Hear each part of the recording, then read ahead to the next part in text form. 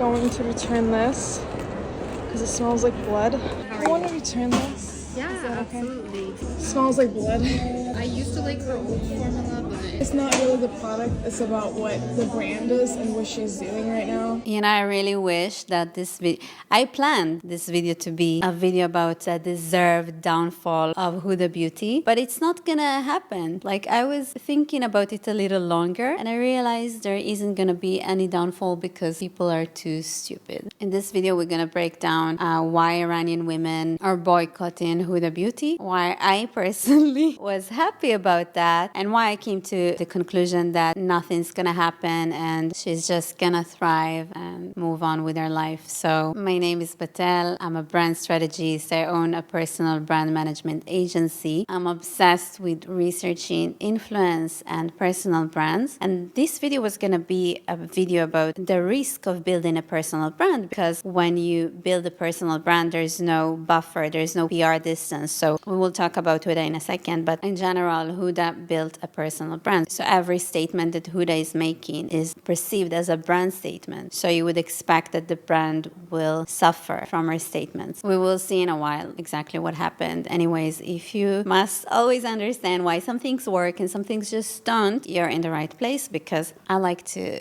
think too much about stuff. So Huda Katan was born in America to Iraqi parents. My grandfather is also Iraqi, so we're basically sisters. Her Jewish sister. She started as a beauty blogger, a YouTuber. She gave beauty tips and techniques, whatever. In 2013, she founded Huda Beauty, and this is when she stopped being just a creator and became a businesswoman, and her business became a beauty empire. In 2012, we invested $6,000 in our brand, Huda Beauty. 5 years later, in 2017, we got our valuation at over $1 billion.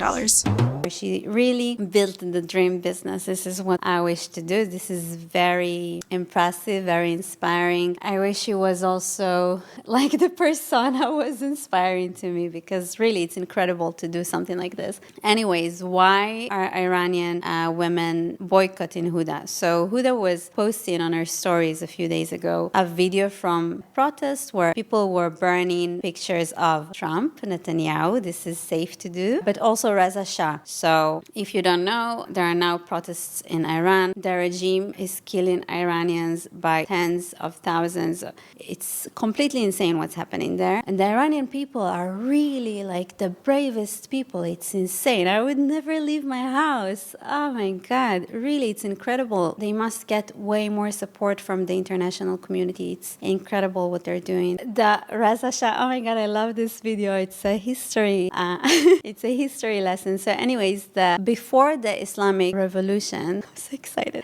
Before the Islamic Revolution in 1979, there is no script. I remember everything from my first degree.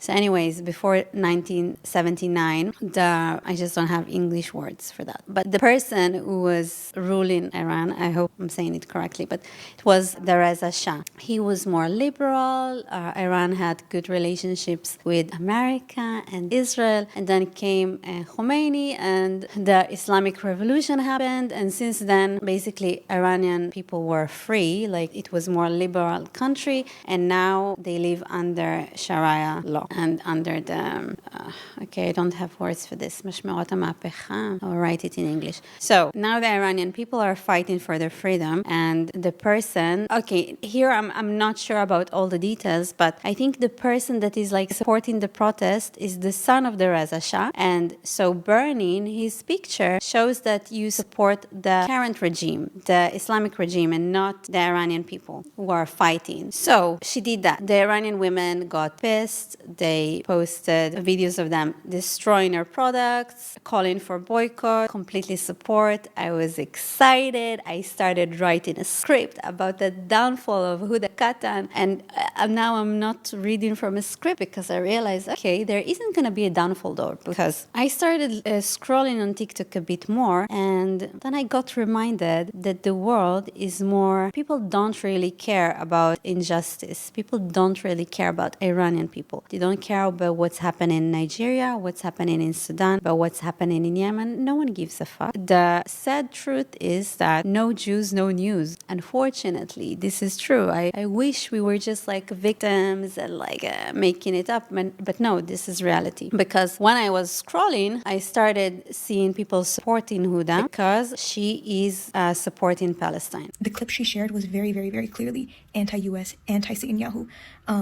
And it just so happens that most people that are pro-regime are anti-Israel and anti-US. And this is now the way you determine whether someone is a good person or a bad person. Everything starts from the stance they have on Palestine. Why do people care about Palestine? I made a whole video about that. I see it basically as a cult because people have no idea what they're talking about. They lack identity. They are craving this feeling of identity. Who am I? What am I doing in this world? And also they're craving being part of a tribe. And I talked about more elements there, right? Like you become someone. And people that are completely lost, this is a very easy way to feel like you're part of something.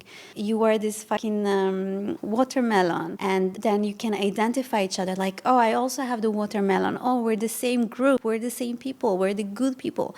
And you get to go to protests and you get to sing. And the chant, free, free, free Palestine is like great. It's like, it's like soccer, football songs. It's fun. We all love to be part of like a crowd. So yeah, I think these feelings are just too strong. And obviously every good cult should have an enemy. And in the pro-Palestinian movement, the enemy is just like such an easy enemy because it's like a traditional enemy. It's the Jewish people. So it's just like everything is so perfect in this story and it provides to people so much meaning that it's just gonna be impossible to make people stop and think or be critical or even, okay, you know what, hate Israel, but let's take a look of what's happening in Iran. And, like every case is, we should be able to think.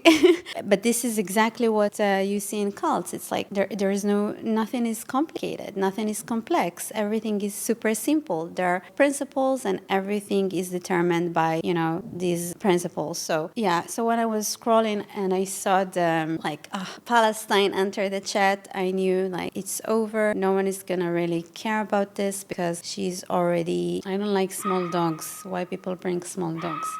Big dogs are friends. Small dogs are annoying. Okay, so she's already part of this story where she's the hero. Now I expect in this video to have bad comments because like when I just mention in my videos that I'm from Israel, I get bad comments without people even knowing my opinion.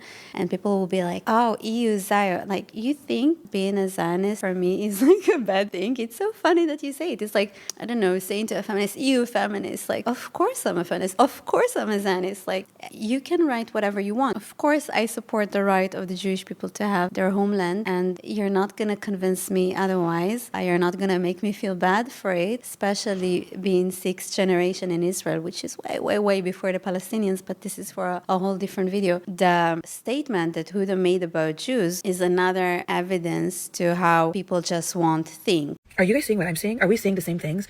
All of the conspiracy theories coming out and a lot of evidence behind them that Israel has been behind World War I, World War II, September 11th, October 7th. Let's say you hate Israel, like all these people that like to say, oh, I don't hate Jewish people, I just hate the government. Okay, let's go with it. Huda was talking about how Israel is responsible for 9/11, for 7th of October. Okay.